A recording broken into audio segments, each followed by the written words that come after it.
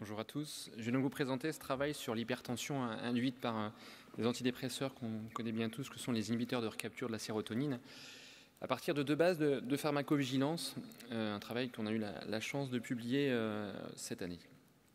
Je n'ai pas de conflit d'intérêt en lien avec cette publication. Comme vous le savez, l'HTA, c'est franchement le cœur de notre métier. Alors c'est certes un facteur de risque cardiovasculaire majeur, mais c'est surtout le premier motif de consultation en médecine générale dans le monde. Très majoritairement, l'hypertension artérielle est essentielle. Elle est parfois secondaire, et dans ce cadre-là, les causes médicamenteuses ne sont pas à exclure, évidemment. Sinon, je ne serais pas en train de vous parler aujourd'hui.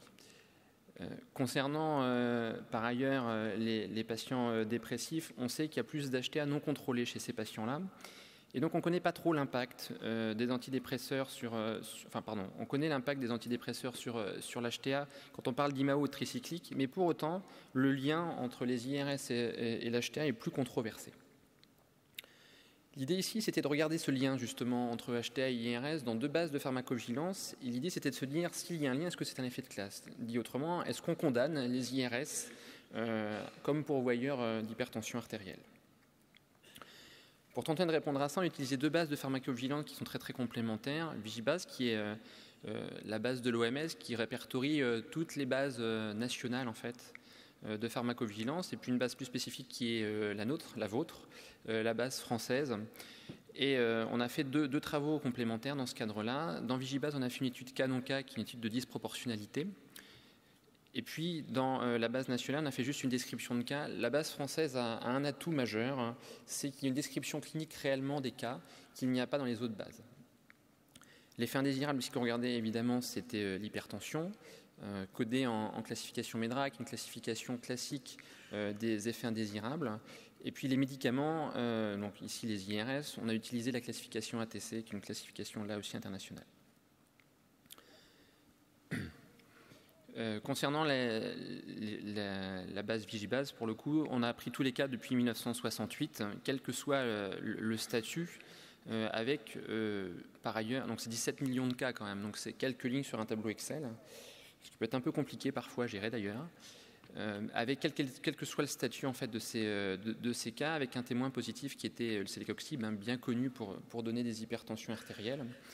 Et puis dans la base nationale française, on prenait tous les cas depuis 1985 jusqu'à janvier 2018. Et on gardait les IRS dits suspects avec une imputabilité au moins plausible, c'est-à-dire qu'on gardait les seuls cas pour lesquels le lien entre cet antidépresseur et la survenue d'une HTA était au moins plausible. Dit autrement, on avait une vraie suspicion clinique. Donc dans Vigibase, on a trouvé plus de 14 000 cas qui avaient ce lien. C'était plus souvent chez les femmes, avec une gravité souvent rapportée dans 88% des cas. Ces femmes, elles avaient 55 ans, pardon, je ne l'ai pas dit.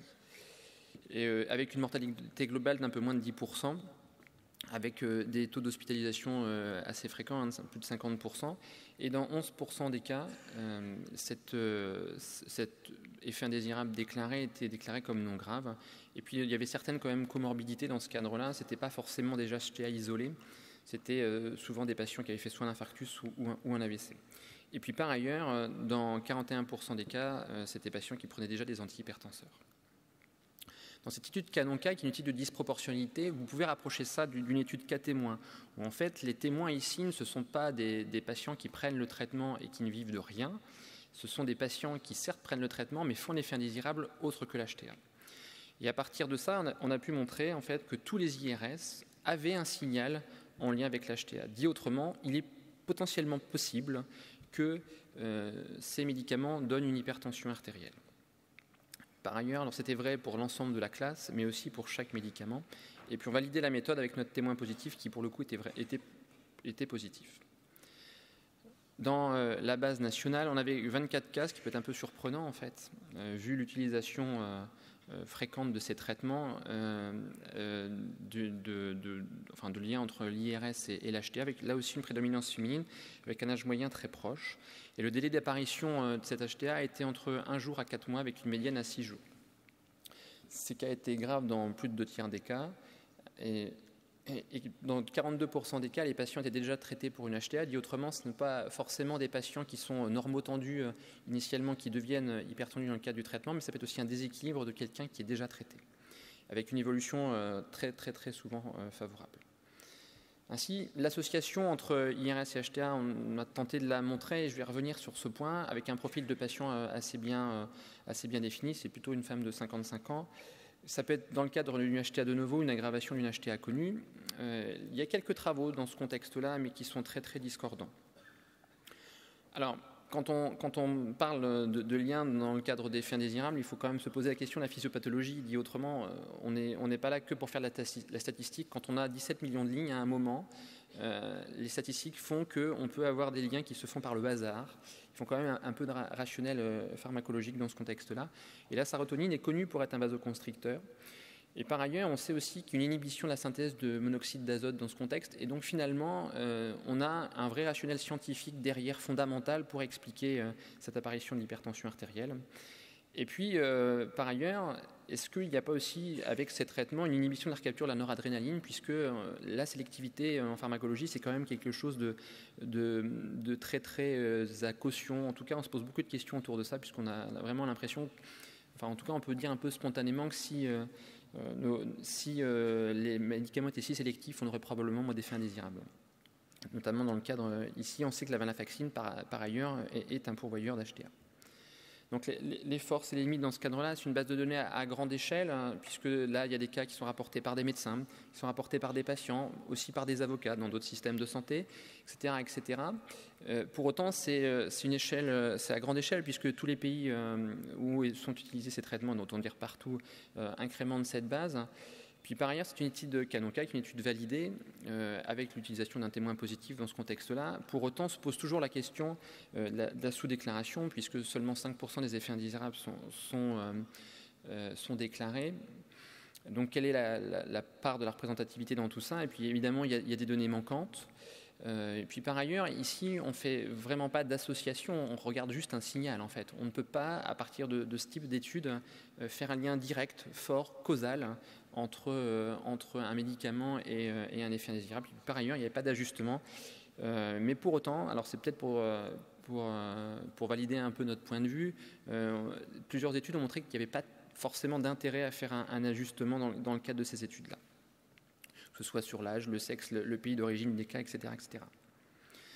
Ainsi, il y a probablement un risque d'HTA avec les IRS. C'est peut-être un effet de classe, mais pour autant, même si on n'a pas de certitude, la surveillance doit être accrue pour nous, médecins généralistes, chez les patients dépressifs qui sont traités. En tout cas, il faut avoir cette notion à un moment ou à un autre. Pensez à l'HTA iatrogène de manière plus générale, puisque c'est probablement une des causes du déséquilibre tensionnel chez nos patients.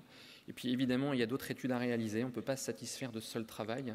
Des études populationnelles, probablement aussi des études sur les autres antidépresseurs, et puis continuer à travailler. C'est pas notre travail, c'est pas notre cœur de métier, nous en médecine générale, mais la physiopathologie. Il faut quand même se poser cette question-là, puisque on ne peut pas se satisfaire de quelques études qui sont publiées pour le moment. Je vous remercie.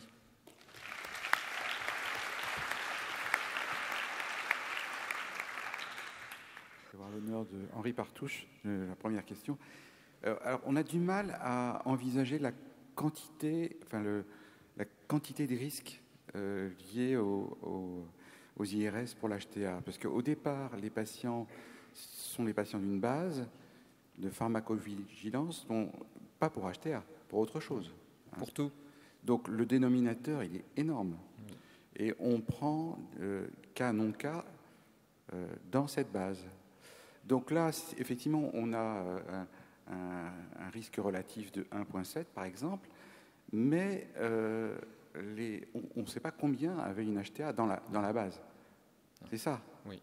Donc si ça se trouve, parce qu'on peut en déduire, les IRS, ça donne de l'HTA, mais on pourrait aussi dire que c'est vraiment minime par rapport à la quantité d'IRS prescrits.